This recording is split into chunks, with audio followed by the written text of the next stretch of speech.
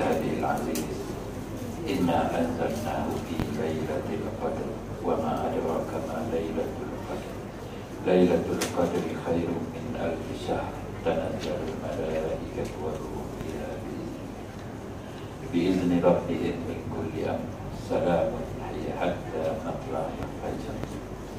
صدق الله. Assalamualaikum warahmatullahi wabarakatuh. Alhamdulillah, syukur kita kehadrat Allah Subhanahu wa taala yang mana dengan itu dapat kita bersama-sama menelaah ataupun mentelaah ataupun belajar tentang ilmu-ilmu Allah Subhanahu wa taala. Mana yang dah tahu, alhamdulillah. Mana yang kadang-kadang ada yang dah tahu tapi bila dengar baru terlintas di hati, kan? Kadang-kadang itu terjadi kepada kita. Kita ada ilmu kadang-kadang, tapi bila dengar tu baru kita tahu, aku yakin tentang, kan? Jadi satu perkara yang cukup penting kepada kita, Allah anugerahkan kepada kita kehidupan pada malam ini merupakan suatu nikmat yang sebesar-besarnya yang dianugerahkan oleh Allah Subhanahu wa taala. Dalam diam-diam kita dah 22 malam yang ke-22, kan? Malam ini merupakan malam yang 10 malam terakhir. Dia kira 10 malam terakhir. Seperti biasa, saya suka bawakan dari sudut akidah. Saya suka sangat bab ni pasal saya mengaji bab tu, kan? Masalah fiqh saya tak mahu banyak cakap dah. Masalah fiqh tentang puasa ni suka saya bawakan tentang ayat inna anzalnahu fi lailatul qadr. Dari sudut akidah, tuan-tuan, cukup penting kepada kita. Ia merupakan suatu langkah yang pertama yang dituntut oleh Allah Subhanahu wa taala supaya yakin dengan Allah Subhanahu wa taala. Allah turunkan ayat Al-Quran, dia suruh kita manusia ni yakin. Tuan-tuan merupakan orang yang yakin kepada Allah Subhanahu wa taala. Sebab tu tuan-tuan tunggu sehingga habis. Sebab tu tanda ataupun bukti menunjukkan kita yakin ini, kita tunggu sampai habis di surau atau di masjid. Ada golongan-golongan manusia yang kadang-kadang dia terlepas pandang, kan? Dari sudut akidahnya dia ada something wrong, kan? Dia ada masalah. Orang-orang macam ini yang tak dan dia nak habis surau masjid dia pun belah, kan? Ini satu masalah besar. Dia merata-rata surau masjid. Pada hari ini manusia dia menghadapi krisis keyakinan kepada ayat-ayat Allah Subhanahu wa taala, terutamanya dari sudut ibadat puasa. Bukan senang, betul, kan? Dari sudut akidahnya kita nak fahamkan betul, kita nak yakin betul kepada Allah. Allah uji manusia ini dengan puasa merupakan suatu ibadat yang lain daripada yang lain, betul? Lain daripada yang lain, maksud saya lain daripada ibadat-ibadat lain. Jadi di sana dah tentu dah ada akidah yang cukup besar yang Allah Subhanahu wa taala nak uji kepada kita semua, sama ada kita sabar ataupun sebaliknya. Malahan Imam Ghazali rahimahullahu taala dalam sifat sabar itu, Imam Ghazali mengatakan apa, tuan-tuan? Dia kata ia termasuk salah satu akidah kepada orang yang berpuasa. Kalau tak ada sifat sabar ini, Masya Allah, na'udzubillah, puasa kita tak ada, kata ulama-ulama akidah. Ulama-ulama tasawuf kata pun tak ada puasa. Begitu juga orang yang berpuasa, kalau nakkan barakah di bulan Ramadan ini, mestilah dia kena puasa. Kalau tak ada puasa, pahala yang dijanjikan oleh Allah Subhanahu wa taala dia habis begitu je. Tak adalah puasa pahala Allah Subhanahu wa taala yang Allah janji pada bulan Ramadan ini. Kalau kita buat suatu ibadat sunat, Allah akan gandakan seperti mana 10 ibadat fardu di hari biasa. Bayangkanlah besar, kan? Satu ibadat fardu yang Allah Ta'ala anugerahkan pada bulan Ramadan ini, tapi dengan syarat kena puasa. Kalau tak ada puasa, tak dapat pahala macam ni. Ini yang kata akidah ni, tuan-tuan, kan? Yang kata akidah macam tu. Bulan ini penuh dengan keberkatan, berkat yang Allah Ta'ala nak beri. Itulah dalam bentuk pahala. Pahala yang dijanjikan oleh Allah Subhanahu Wa Ta'ala. Satu ibadat fardu kita buat ni tuan-tuan, Allah Subhanahu Wa Ta'ala gandakan pahalanya seperti 70 waktu di bulan-bulan biasa. Mana ada saham besar macam tu tuan-tuan? Saham dunia hari ini semua yang menjunak, kan? Tak ada satu pun yang naik. Kita kadang-kadang beli amanah saham nasional tu setahun naik 10%. Ni. Tapi saham yang Allah Subhanahu Wa Ta'ala janji kepada kita ini, satu ibadat fardu di bulan Ramadan ini, Allah kata seperti mana kita buat 70 ibadat fardu di bulan biasa. Masya Allah. Sebab apa tuan-tuan Allah Subhanahu Wa Ta'ala janji dengan kita benda macam ini tuan-tuan? Ingat tak kita masa kita zaman remaja, semua yang ada di sini pernah lalui zaman remaja, termasukkan saya. Zaman remaja dulu tuan-tuan, macam mana puasa kita, macam mana sembahyang kita.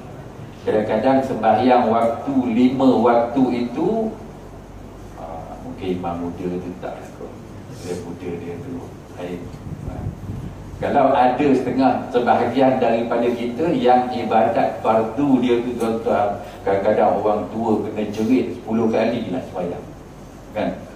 Tu betul tuan-tuan. Anak saya macam tu lah. Sekolah agama tu anak saya lagi sekolah agama kan? Kena jerit 10 kali barulah usung.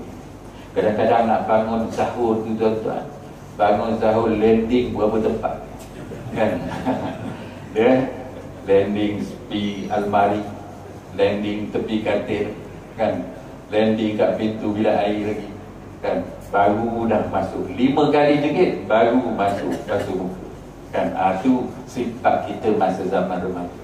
Tapi Allah Subhanahu Wa Ta'ala yang penuh dengan sifat pemurah dan penyayangnya, Allah janji kepada manusia, kerana manusia ada sifat-sifat seperti inilah. Disebabkan itu Allah yang maha pemurah sifatnya janji kepada hamba-hambanya yang mempunyai kesedaran dan ilmu yang tinggi.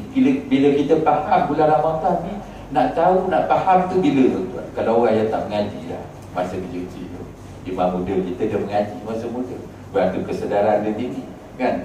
Kalau kita tak mengaji zaman muda-muda dulu tuan-tuan, umur dah 40 baru nak sedar, kan? Wallahu a'lam. Tapi itu satu perkara yang cukup besar yang kita kena tahu. Di bulan Ramadan ini janji pahala daripada Allah Subhanahu Wa Ta'ala dengan tujuan untuk nak tebus apa yang kita buat di zaman muda, kan? Tentang apa yang kita tinggalkan, banyak perkara. Puasa kita ada something wrongnya, sembahyang kita ni pun ada masalah. Haji, muda-muda tak pergi haji lagi. Zakat kita itu pun ada masalah. Masalah apa tuan-tuan? Masalah, semua ada masalah dari sudut akidah.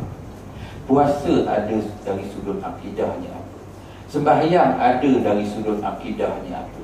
Haji ni sejak lagi orang nak berangkat ni, kan, pergi buat haji, ada dari sudut akidah. Syahadah, 2 kalimah syahadah. Salat itu lagi banyak akidah. Semuanya kita terbarai tuan-tuan. Sebab tu saya nak sebut masalah akidah ni tuan-tuan, cukup penting. Kerana akidah ni tuan-tuan, dia apa? Syarat Allah Subhanahu Wa Ta'ala nak terima ibadat seseorang itu, Allah tak tengok dari sudut fiqh kamu. Memang kena belajar juga sudut fiqh tu, bukan saya kata tak tengok tu, tak pandang tu, tak apalah kita terlepas, tak payah belajar orang buat fiqh. Bukan begitu. Tetapi yang lebih penting ialah dari sudut akidah, apa pandangan kita, keyakinan kita kepada Allah Subhanahu Wa Ta'ala. Macam mana kita kepada Allah? Yang kita sebut kadang-kadang, usalli fardal isya'i 4 raka'atin ma'muman lillahi ta'ala. Lillahi ta'ala kita sebut, tetapi dia tidak lillahi ta'ala. Bila masa perjalanan sembahyang itu secara keseluruhan, dia tidak lillahi ta'ala. Begitu juga dengan ibadat puasa. Bayangkanlah ibadat puasa ni tuan-tuan, ni sembahyang ni 5 minit, 10 minit, Kita terbarai lah, kadang-kadang melayang kepala kita macam-macam tempat masa kita sembahyang. Apatah lagi ibadat puasa ni tuan-tuan. Puasa ni daripada 6 pagi sampai 7.30 petang. Kan?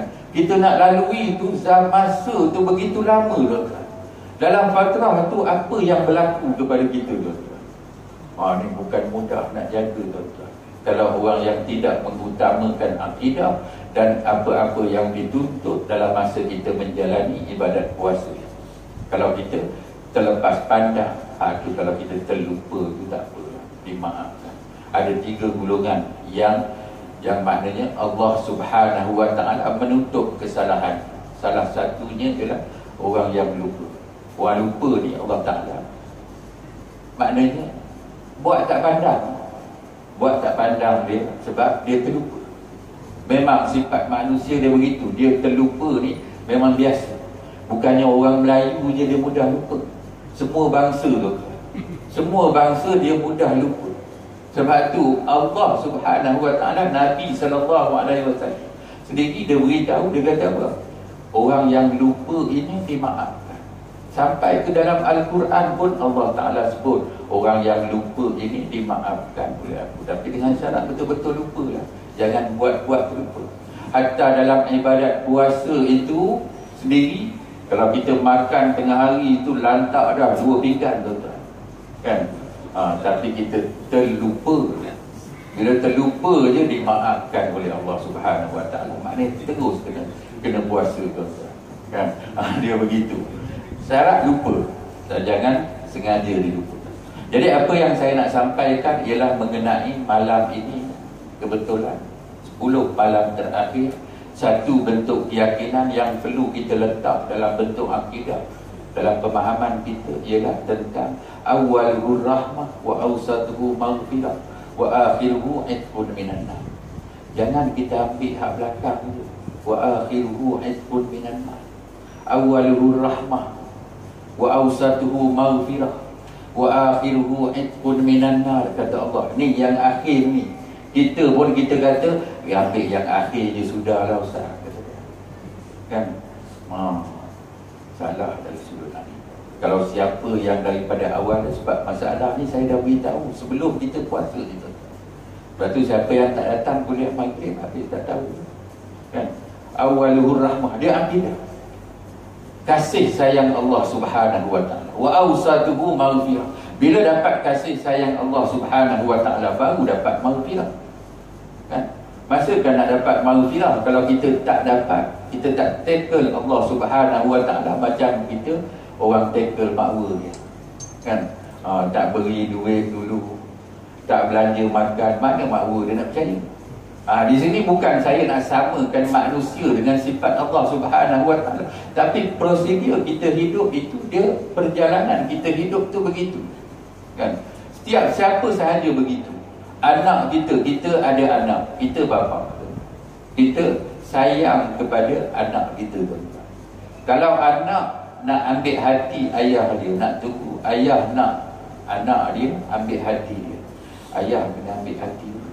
Anak kena ajar dia macam mana cara nak ambil hati dan sebagainya. Itu yang dia kata awwaluhur rahmah. Begitu juga dengan Allah Subhanahu Wa Taala. Kita kena tunjukkan sifat kasih sayang kita sebagai seorang hamba dengan Allah Subhanahu Wa Taala. Barulah maghfirah itu Allah Taala akan bagi. Wa akhiruhu itqun minan nar. Dan akhirnya pelepasan daripada api neraka Allah Subhanahu Wa Taala. Kalau tak dapat maghfirah, macam mana nak lepas daripada api neraka? Tu dulu pula. Kan? Dia jadi macam itu. Pendek kata, daripada awal Ramadan hingga akhir Ramadan, sehinggalah ke akhir itu tuan-tuan, Allah sediakan satu malam yang dinamakan malam Lailatul Qadar. Siapa sahaja yang berpuasa ikut prosedur akidah dia daripada awal wa awsatuhu wa akhiruhu itqun minan nar, saya sebagai orang mengaji tentang akidah, saya jamin orang yang menjaga daripada awal itu, dia akan dapat itqun minan nar, dan dia akan dapat malam Lailatul Qadar. Dan kalau kita tidak ikut, Ni cara ilmu kan begitu. Dekat kaedah ilmu dia begitu. Kalau kita dah mengaji bersungguh-sungguh, tahu dah suatu benda itu kita buat, mustahil Allah Subhanahu wa ta'ala tidak anugerahkan kepada kita. Begitu juga malam Lailatul Qadar.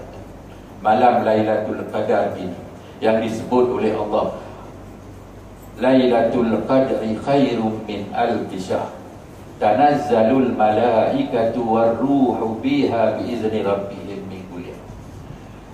Lailatul Qadar, kalau kita beribadah satu malam, tuan-tuan, satu malam aja kita sangkut di malam Lailatul Qadar itu, dia menyamai pahalanya seolah-olah, maknanya tiap-tiap hari selepas daripada bulan Ramadan ini kita seolah-olah beribadat kepada Allah. Kita akan dapat pahala ibadat daripada Allah Subhanahu wa ta'ala walaupun kita tak buat pun. Ni dia ulama besarnya ganjaran. Kita tak buat di malam-malam seterusnya, tetapi pahala itu selagi mana kita hidup, tuan-tuan, sehinggalah ke alam kubur itu kita dapat nak sempurnakan apa yang dijanjikan oleh Allah 1000 bulan itu. Kalau kita dapat sepanjang kehidupan kita, satu malam itu bermakna 83 tahun kita beribadat kepada dia. Jadi macam malaikat orang kan, malaikat tu kan, ada malaikat yang sentiasa beribadat kepada Allah, dia ikut perintah Allah Subhanahu wa ta'ala. Begitu ganjaran yang Allah Subhanahu wa ta'ala nak beri kepada kita kalau kita lepaskan peluang ini, tuan-tuan. Masih kita ni ada kesempatan kepada kita beberapa hari lagi ni, cubalah kita pulun habis-habis malam-malam terakhir ini, tuan-tuan. Ada beberapa hari, kalau puasa 30 hari bulan, 30 hari, ada 8 hari saja. Kalau puasa, orang nak cepat raya, dia bila nak raya tu nampak nak bulan kan, tinggal 7 hari. Jadi 7 hari ini sama-samalah kita. Panduan yang diberikan oleh Nabi dalam 10 hari itu pula, tuan-tuan, Nabi SAW dia sayangnya kepada umat dia. Dia kata apa? Dalam 10 hari itu pula Nabi suruh perhatikan Lailatul Qadar ini, dia akan berlaku malam-malam ganjil. 21 malam semalam lepas. Imam muda macam mana? Tidur mana?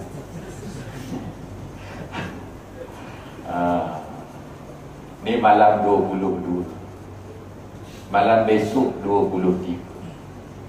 Kalaulah malaikat ataupun roh-roh orang-orang yang saleh yang diturunkan oleh Allah Subhanahu wa ta'ala mengikut panduan daripada ayat Quran tadi, roh orang yang saleh-saleh ni siapa dia, tuan-tuan? Roh orang yang saleh ini roh nabi-nabi, roh wali-wali Allah Subhanahu wa ta'ala. Roh orang tua kita masuk tak? Imam dia jawab, masuk tak? Roh orang tua kita masuk tak? Masuk. Termasuklah roh orang-orang yang saleh, orang-orang yang baik. Saleh itu maknanya tak semestinya kena jadi ulama. Saleh itu maknanya orang yang baik. Kalau ayah kita orang yang baik, orang yang taat kepada Allah Subhanahu wa ta'ala, Allah utuskan juga roh ayah kita ni tengok anak dia. Masya Allah, tuan-tuan. Ada sebuah hadis Nabi SAW yang seorang wali Allah, waliullah, dia bermimpi pada suatu malam di bulan Ramadan. Benda ni berlaku di Indonesia. Dia mimpi apa, tuan-tuan? Dia ni waliullah, wali Allah. Dia bermimpi suatu malam dia pergi ke tempat tanah perkuburan. Dia kata semua makhluk-makhluk yang dah mati di atas kubur itu, semuanya masing-masing kais-kais-kaiskan tanah, rumput. Ada yang tukang kutip rumput, cari kais. Dia kata ada seorang hamba Allah yang duduk senang lenang di atas kubur dia, tak fikir apa. Dia tak macam hak ramai-ramai ni, kata dia. Dia tak macam ramai-ramai ni, ada ni semua dia kais-kais tanah. kais rumput, cabut rumput, nak cari apa dia kata? Cari pahala. Rupanya ada seorang hamba Allah ni, dia kata apa? Dia kata, aku tinggalkan seorang anak yang saleh di atas muka bumi, sebab tu aku sekarang duduk di dalam kubur ini senang lena, katanya. Maka wali ni dia pergi. Kalau kau nak tahu siapa dia, anak aku ni sekarang ni dia jual daging di pasar. Bila wali Allah ni pergi tengok anak yang sentiasa mendoakan kepada kedua orang tua ni, apa dia kata? Dia tengok anak dia ni sentiasa sambil dia jual daging, sambil tu dia baca Al-Quran. Sambil dia jual daging, kalau tak ada pelanggan, dia buka Al-Quran. Tanazzalul malaikatu warruh. Ni ruh. Ruh ni kita kena yakin. Ini pun satu benda yang kita kena letak sebagai satu keyakinan. Dalam bentuk akidah, dia kena ada keyakinan benda macam ini. Ruh Allah Subhanahu Wa Ta'ala utuskan juga ruh orang yang baik-baik. Ruh orang yang baik-baik ni Allah simpan di mana, tuan-tuan? Di Lauh Mahfuz. Ruh orang yang baik. Orang yang tidak baik, ruhnya ini dia berterbangan di awang-awang. Roh orang-orang kafir, roh orang-orang yang tidak baik semasa dia hidup di atas muka bumi. Tetapi roh orang yang baik ini Allah Subhanahu Wa Ta'ala simpan di Lauh Mahfuz, tunggu Yaumul Mahsyar, hari pembalasan. Allah masa sebelum hari pembalasan tu, Allah tunjukkan dah sifat kekuasaan dia. Allah simpan ruh orang yang baik-baik ni. Tanazzalul malaikatu warruhu fiha biizni rabbihim min kulli amr. Salamun hiya hatta matla'il fajr. Sampailah kepada terbit fajar besok pagi, dia akan naik, dia balik tempat masing-masing. Ini bukan cerita kartun, kan? Ini bukan cerita kartun. Ini orang buat kartun dulu. Banyak dia buat sebenarnya sindir Islam juga banyak. Jadi kita tak sedar. Tuan-tuan jangan fikir Yahudi dan Nasara ni dia buat satu benda, dia tak ada pemikiran dia kepada nak menyindir Islam, nak mengata Islam, mengikut kepercayaan orang Islam. Dia buat sesuatu benda itu dah tentu ada cerita di sebalik. Dia nak hina Islam. Kita tak sedar, kita ni ambil TV, radio, astro, habis kartun-kartun. Anak-anak kita tengok kartun ni lah yang jadi degil. Banyak cerita-cerita kartun dalam televisyen. Tekuk tuan-tuan. Na'udzubillah min dzalik. Mudah-mudahan anak-anak kita tidak jadi begitu. Tanazzalul malaikatu warruhu fiha biizni rabbihim min kulli amr. Salamun hiya hatta matla'il. Selepas terbit fajar sahaja satu hari. Lailatul Qadar ini kena pastikan pada tahun ini, tuan-tuan, kita sama-sama dapat, tuan-tuan, malam Lailatul Qadar. Di situ banyak panduan-panduan yang diberi oleh ulama-ulama. Ada ulama-ulama dia mengatakan apa? Lailatul Qadar itu dia akan berlaku pada malam 27. Kebiasaannya begitu. Dia ambil ilmu falak daripada mana, tuan-tuan? Ulama. Dia ambil ilmu falak daripada perkataan Lailatul Qadar. Lailatul Qadar ni kalau ikut perkataan Arab, Lailatul lam ya lam ta. Ada berapa huruf? Ada 4 huruf. Al-Qadar alif lam qaf dal ra. Ada berapa huruf? 5 huruf. Lailatul Qadar itu dia ada 9 huruf. Ulama-ulama dia apa? Allah Subhanahu Wa Ta'ala sebut dalam suratul Qadar, Lailatul Qadar itu 3 kali Allah Ta'ala sebut. Betul Imam Muhammad? 3 kali Allah Ta'ala sebut. 3 kali maknanya 9 kali 3 27. Ada ulama dia biasakan macam ni. Ni ulama ni dia fikir sampai ke situ, tuan-tuan. Ulama-ulama akidah ni, tuan-tuan, dia memang dia gunakan akal dia untuk pemikiran nak dapat suatu kesimpulan. Dia berfikir sebab apalah Lailatul Qadar ini selalu sangat berlaku pada malam 27. Lalu dia kira Lailatul Qadar itu Allah Ta'ala rupanya sebut 3 kali dalam Al-Quran, dalam suratul Qadar. Jadi Lailatul Qadar itu dia ada 9 huruf, 9 kali 3 27 kan. Wallahu a'lam. Dan panduan yang ketiga pula yang dicadangkan oleh Imam Ghazali rahimahullahu ta'ala, dia sebut, dia ambil satu kaedah ilmu hisab itu, yang mana saya pastikan tiap-tiap tahun saya tengok berlaku benda ni tepat. Sepanjang saya tahu ilmu ni tuan-tuan, daripada bila saya baca kitab Ihya Ulumuddin 4 tahun, 5 tahun lepas ni berlaku sungguh tepat kaedah Imam Ghazali rahimahullahu ta'ala. Dia ambil daripada teknik apa tuan-tuan. Ini satu benda keyakinan, satu benda motivasi, beri semangat kepada kita, keyakinan. Ulama-ulama setara Imam Ghazali ni kalau dia cakap macam tu, bukan ulama-ulama cokiah zaman sekarang ni kan? Imam Ghazali rahimahullah, siapa tak kenal Imam Ghazali? Beliau karang kitab Ihya Ulumuddin tanpa ada panduan apa-apa pun. Dia kata apa? Bila berlaku awal Ramadan itu, kita pada tahun ini berlaku bila? Hari Khamis. Awal Ramadan itu hari Khamis. Maka malam Lailatul Qadar itu dia akan berlaku, dia kata 25.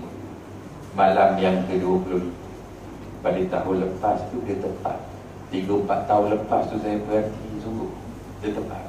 Bukan saya tahu malam, saya pun tak tahu juga, tapi keadaan dan suasana itu berbeza bila berlaku Lailatul Qadar. Kita pun angkat telefon, tanya dengan ulama, tanya dengan Abu Hasanuddin Al-Hafiz, tanya dengan Dr. Zulkifli Bakri. Entah rasa macam mana? Anak rasa macam malam Lailatul Qadar malam ni, kalau ikut teori Imam Ghazali tadi, agaknya lah anak pun rasa macam tu juga. Dia kata, ni ulama besar macam Dr. Zulkifli Bakri ni, dia ulama fiqh. Masalah fiqh ni saya cukup suka kalau dia bincangkan suatu benda kan? Sebab dia memang bidang dia. Dia orang Terengganu, pelak-pelak Terengganu, dia cakap tu jadi seronok dia. Dia bahaskan 4 mazhab. Dia tak berani nak keluarkan sesuatu hukum, tuan-tuan. Dia tak berani nak mengatakan ya betul. Macam saya tanya malam Lailatul Qadar ni, Tuan Guru betul ke? Tuan Guru ni malam Lailatul Qadar ni semalam tu betul ke? Saya tak berani nak cakap betul ke tak betul. Mu fikir dah sikit kan? Mu macam mana? Mu bukan tak ada ilmu, dia kata. Sebab saya kenal dia tuan-tuan, melalui orang rumah saya, isteri saya ni ceramah haji kan? Lalu dia doa Allah pergi ceramah situ, ceramah situ. Ni Dr. Zulkifli Bakri. Jadi dia kata, dia tak berani nak kata ya ataupun tidak, tak berani. Tetapi dia beri fakta mengenai ilmu. Bila ada ilmu tuan-tuan, mudah kita nak kiaskan kan? Kita tak boleh. Begitu juga bila saya tanya sesuatu hukum tu tuan-tuan, bila saya tanya suatu hukum dengan dia, dia tak berani nak keluarkan hukumnya sama ada haram ke, makruh ke, harus ke. Dia tak berani nak keluar macam tu. Sepatutnya ulama-ulama ni dia kena buat macam itu tuan-tuan. Kena beri fakta yang fact. Hukum tu kena beritahu suku. Sebab masyarakat ni dia nak macam itu. Dia tak mahu, dia kata beri landai macam tu, dia tak mahu. Dia beri fakta, dia tak mahu. Dia tanya dengan ulama apa hukumnya. Ustaz, kalau orang kafir dia baik dengan orang Islam, terang-terangan orang kafir itu dia menentang dah hukum Islam. Ni ada ulama dia tak berani nak beri hukum fakta. Tapi kalau saya, itulah realitinya. Dia kena beri hukum tu supaya masyarakat tidak keliru kan? Sebab masyarakat kita belum cukup ilmu. Ada sebahagian masyarakat ada ilmu, ada sebahagian masyarakat tak ada ilmu. Ni masalah ni yang kita payah nak faham masyarakat kita kan? Ada tempat-tempat ulama dia tak boleh nak beri hukum yang sejelas. Tapi sepatutnya kena begitu. Kalau kita nak kata haram, haram. Senang, selesai masalah. Jangan kita sekejap halal, sekejap haram. Tu yang Datuk Ismail Kamus kata jadi halal kan? Kadang-kadang ada masa dia kata halal, ada masa dia kata haram, akhirnya dia kata halal, kan? Halal pun tidak, haram pun tidak. Jadi hukum tengah-tengah halal. Wallahu a'lam. Jadi Lailatul Qadar ini kita beri tumpuan sebagaimana keyakinan yang diletakkan oleh Imam Ghazali rahimahullah macam mana. Beri perhatian pada malam 20 itu. Berdasar pada fakta ulama dulu dia kata yang kedua tadi malam 27.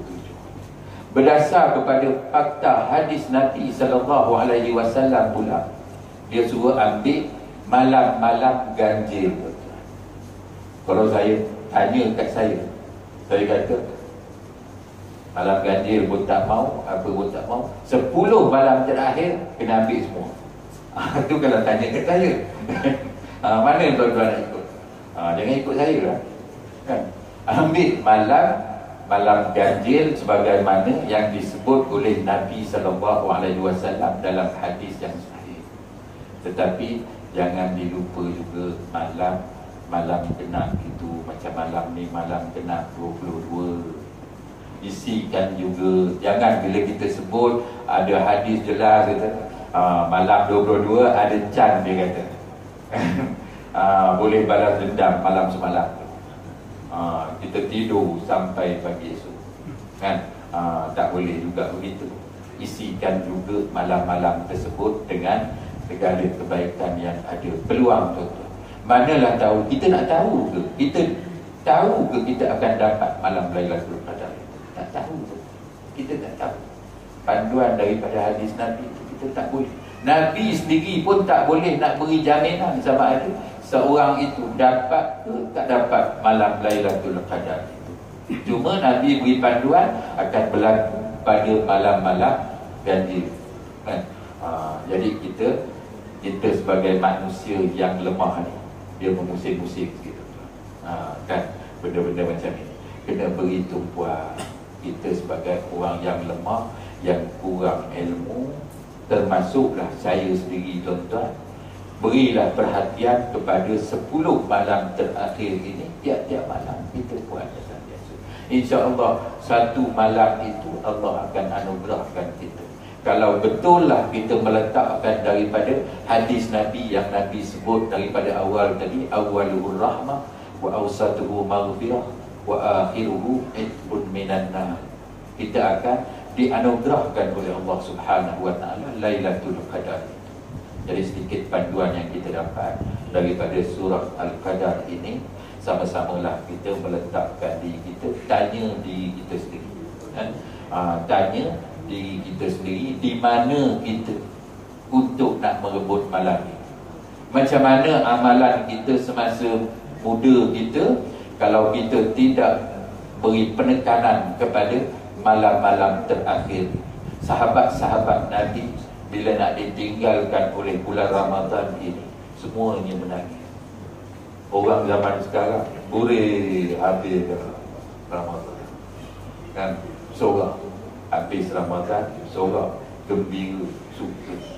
Tetapi tidak sebagaimana sahabat Nabi. Begitulah longgarnya iman orang zaman sekarang ini, kan? Iman orang zaman sekarang ini, dia tidak bertambah, makin dia berkurang. Sepatutnya iman manusia ini sentiasa dia bertambah-tambah. Kita kalau umur 60 tahun, maknanya kalau kita ambil umur daripada 20 tahun cukup dah. 40 tahun kita berpuasa maknanya. Tetapi di manakah kekurangan puasa kita sehingga kan keimanan manusia makin lama makin longgar, kan? Wallahu a'lam. Aqulu qawli hadza wa astaghfirullahal azim li wa lakum. Wassalamualaikum warahmatullahi wabarakatuh. Jadi tuan-tuan, siapa yang boleh ulurkan derma untuk pelajar-pelajar malam ni juga sampai derma tuan-tuan ke Mesir. Siapa yang boleh suka, siapa yang ada dalam bentuk zakat pun boleh beri, kerana mereka ini penuntut-penuntut yang terdiri daripada asnaf yang 8. Niatkan sahaja, kan? Niatkan. Ni dia tak ada tapih-tapih dah tuan-tuan. Zakat dah ni dia tak ada tapis-tapis, dia direct sampai kepada orang yang layak menerima. Zakat kita bayar kat pusat zakat, kat mana-mana tu dia tapis sampai ke orang besar-besar, dia tapis pula pada orang bawah, tinggal separuh kan. Dia zakat 1 juta sampai kat mana-mana, dia sangkut sampai kepada asnaf 8, tinggal suku juta kan. Wallahu a'lam. Sepatutnya dia tidak berlaku perkara-perkara seperti ini. Aku lupa oleh Allah wa astaghfirullah. Wallahu a'lam.